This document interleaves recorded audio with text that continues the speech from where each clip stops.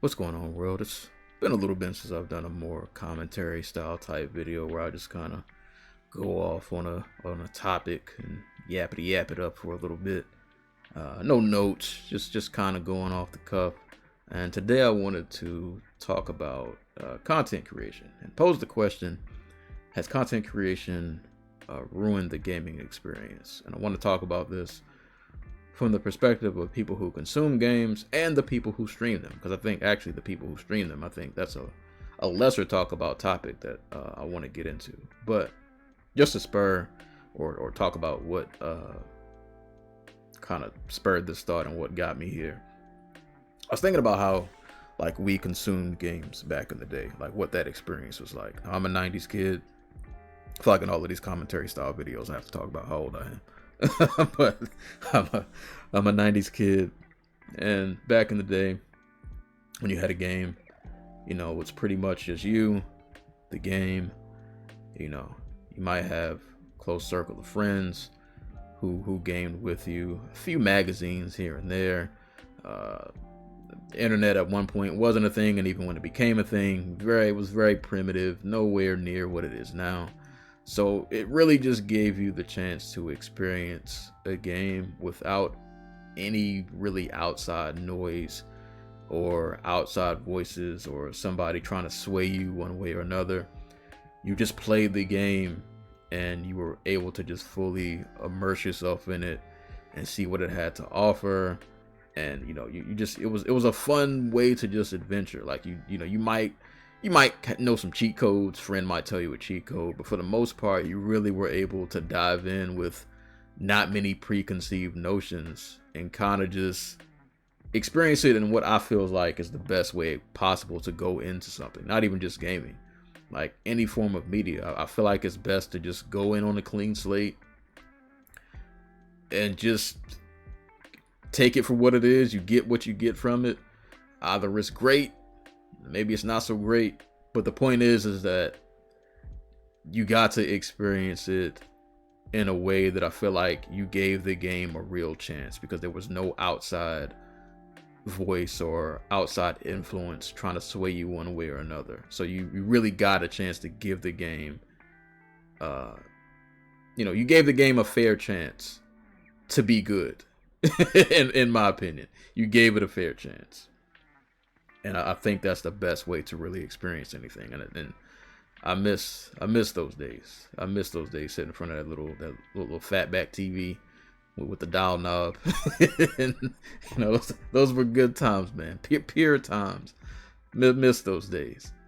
But obviously, time goes on, things advance, and gaming as a whole, as a culture, as a business, it's all changed. And of course the coverage of it has changed.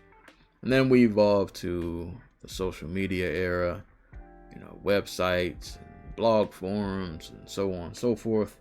And then we get this little thing called content creation. And I make this video and talk about this topic as somebody who is a content creator, even though I hate that term so much, but I'm not going to get into that. But I say this as a content creator and as somebody who just games in their spare time. So I am a consumer and a creator. So I experience this from both sides of the spectrum. And I've just been making observations. And I'm not saying that content creation is all bad.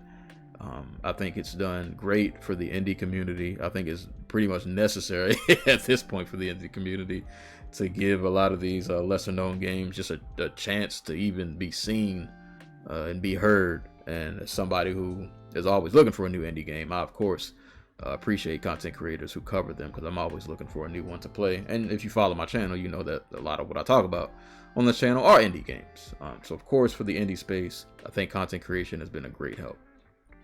But just in terms of the way we experience games in general, I think content creation has had some negative effects in terms of consumers of games and the people who stream them. On the consumer end, I think the most noticeable negative effect I've seen, and maybe it's not fair to completely blame this on content creation, but I think content creation does have a hand in it. it's just the way that games are covered and talked about, and just gaming discourse, I think it's had a lot of negative effects on how we experience games. Because we'll see just we might not even see a gameplay. You might just see a trailer. Sometimes it's not even a trailer. We might just see like some art for a game, and people will draw 20,000 conclusions, and there'll be think pieces and people arguing, and we haven't even played the game yet. And already there is so much just outside noise from content creators who are just trying to get clicks, from influencers, quote unquote, whatever that is, from influencers. You know, people are just throwing their opinion out about a game that they've never played. Some of them have no interest in the game at all, but they just want to be in the conversation to get the clicks. And it just creates this nasty storm of just nonsense.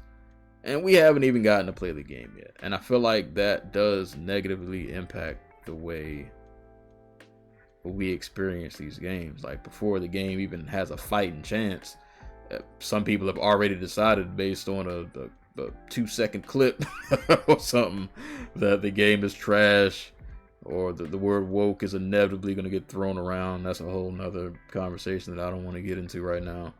But it's so much just negative outside noise about a game before we really even get a chance to play it and truly experience it. People have already drawn this line in the sand, and it's like, hey guys, can we at least wait for the game to come out? Like, can we at least get to the release date before we just start arguing and just doing the most for no good reason? And content creators, I think, play a hand in that, like I said, because a lot of them are creating these videos and stirring up controversy, and it creates just a bunch of noise, a bunch of unnecessary noise, in my opinion, for no good reason. And a lot of these games are just getting blasted before they even get a chance to to get a fair shake. And it's not to say that, you know, nobody has the right to criticize anything, but can we at least wait till the game come out first before we just start kicking and screaming and yelling? That's all I'm saying. You can feel how you feel, but at least have some experience with the game before you jump off a cliff one way or another. Because, yeah, just the gaming discourse that content creation has a hand in, I think, is negatively impacting and negatively swaying people, making them not give a game a chance that they otherwise probably would have played if they weren't so influenced by people trying to tell them that the game is already trash before they've even played it. So now they just want to jump on the bandwagon and say that it's trash because their favorite content creator said it's whack, but they never even played it. The content creator didn't play it, they haven't played it, and now the game just doesn't even have a fair chance. It has no legs to stand on. We've decided we're just going to cut the legs off before this even gets started, for whatever reason. People will find any reason to hate something nowadays, it seems like. But yeah, I think the gaming discourse, like I said, that content creation does play a part in, I feel like has negatively impacted the way that we just experience games in general because of that outside noise. And there's so much of that outside noise that we're not able to just play something for what it is and just at least try to enjoy it. Like, Jesus Christ, man. But on the other end of the spectrum, a lesser talked about aspect that I've had this conversation with a few people, but I would be interested to hear if there are any streamers who come across this video about whether they think content creation from a streaming perspective has negatively impacted how they experience games. Because I'm starting to notice, or have noticed, I think it has, in some way, shape, or form, has had some negative experience or negative effects on how I experience games. Because I don't think, obviously, you know, back in the day, nobody knew streaming was going to be a thing. So I don't think a lot of these games were created with that in mind. Like I said, you know, it's something that we're just meant to just kind of enjoy in our own little bubble, in our own little world. Of course, we can talk about it with others, but I don't think a lot of these games were created with the thought of being broadcasted in front of thousands of people with narratives swirling all over the place.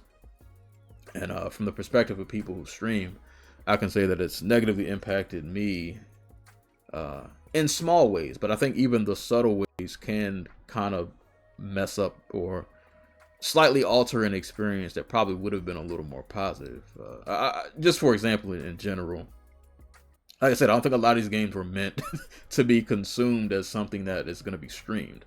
Like, if you're playing a narrative heavy game and you're streaming it and you got an active chat, there's probably a good chance that you're missing out on story bits. You might be missing out on game mechanics that they're trying to explain to you because your attention is divided between the game, you got the chat, and who knows what kind of conversations are happening in the chat. A lot of those people from social media or from wherever, or maybe even in your own community, are coming in to the chat and they're just spewing rhetoric that they heard online that may or may not be true. Because also misinformation is a thing that content creators definitely have a hand in, spreading misinformation, not verifying information, or grossly exaggerating certain things that may not be true about a game. So now those people are in the chat and they're saying whatever, and your attention is so divided that I feel like you're missing out on like the important like little nuggets and little details of a story that probably would make you really enjoy a game. Or the game might be trying to explain to you a certain mechanic, but because you're not fully paying attention, you'd have missed out. They were trying to tell you how to parry or how to do this certain thing, and you missed out.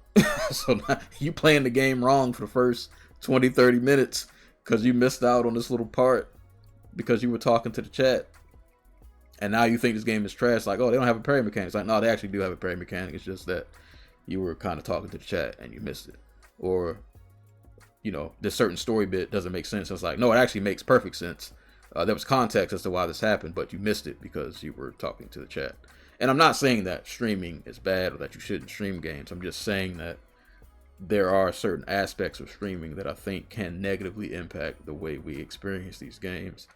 And it can kind of mess up our overall perception of a game because you get to the end of it, and because you've missed out on some subtle details here and there because you weren't fully locked in on the game, you might be docking points for things that the game actually did explain to you, but because you weren't fully paying attention, you kind of missed out on some stuff. And now you docking points, which isn't really fair. It's not the game's fault that you're streaming and you done missed a story bit that makes perfect sense, but because you missed it, the rest of the story didn't make sense to you. You know, it's a very weird. Streaming games is a really weird dynamic when you think about it. I've been playing Final Fantasy VII Remake on my own time. I've only streamed that game one time, and I'll probably never stream it again because that's a game that I really just want to experience fully. I want to immerse myself, and I have been. I'm on chapter 16. This is on track to be the first Final Fantasy game that I ever beat. But I've been having a blast. I've been thoroughly enjoying this game. Like I said, I'm on chapter 16. I'm going to try to hopefully wrap it up by the end of next week. I should have it finished. But I'm glad that I've just been able to just play it without any outside noise, anybody coming into chat telling me y'all got to do this, or they don't like the game because of this reason, or whatever. I've been able to just lock in, experience it for what it is without all of the outside kind of like distractions. I think when we consume these games nowadays, at least if you're in social media, if you're in the know, if you're in content creation, or if you're in like the gaming discourse online, it's so much noise that you have to filter out before you even get to the game. And just the fact that all of that noise is just there, I feel like it just negatively impacts the way we experience these games because of these narratives that are subconsciously just kind of floating around and are impacting the way we're viewing things. Like, there's a game you might have been willing to give a chance, but you just saw a bunch of people online say it's trash, and if you didn't bother to do your own research, or you just believed the hive mind, you just went with what they said. And now you might be missing out on something that actually might be pretty good, because you just listened to the hive mind, and half of them never played the game anyway. And like I said, from the streaming perspective, just the act of streaming can kind of alter, I think, the way we experience these games. Because like I said, I don't think a lot of these games are. I don't think a lot of these are meant to be streamed. Like I said, I don't think a lot of these games are made with. I mean, obviously nowadays it's different because streaming is more of a thing, but I don't know. I feel like when somebody's making a game, for the most part, this could be different. Maybe with the multiplayer games, it might be a little different. But I don't know if a lot of these are made with streaming in mind. Like, this is a thing that you're supposed to just experience and really dive into. And just the act of streaming, which is going to naturally divide your attention into different little segments because you got your chat, you got the game, and whatever else you might got going on, those side conversations in the chat. You're not fully really locked in on what's happening, and you're kind of missing out on the immersion and the subtleties that might really make a game amazing and might make you really like it. But because your attention's kind of all over the place, you're kind of naturally just missing out on these little subtleties. And then you get to the end of the game and you might feel like you're missing something, and it's like, no, actually you were missing something. You missed a lot of it actually because you were talking. I hope this makes sense. I hope somebody out there understands. I never know with these rambling videos if anybody knows what I'm talking about. I just get on here and just talk. Thank y'all for listening if you made it this far. But yeah, I don't know. I feel like social media and content creation in specific has had some negative effects and how we experience games. But let me know your thoughts. I would love to know how y'all feel, especially if you're a streamer. Let me know, do you think has content creating negatively impacted the way that you experience games in any ways as you've noticed? And consumers, do you think content creation, influencers, whatever you want to call it, this whole space that we're in, has this had a negative impact on how games are consumed? That's all I have for today's video. My name is Serial Sensei. Y'all stay safe, y'all stay hydrated, and I will catch you on the next one.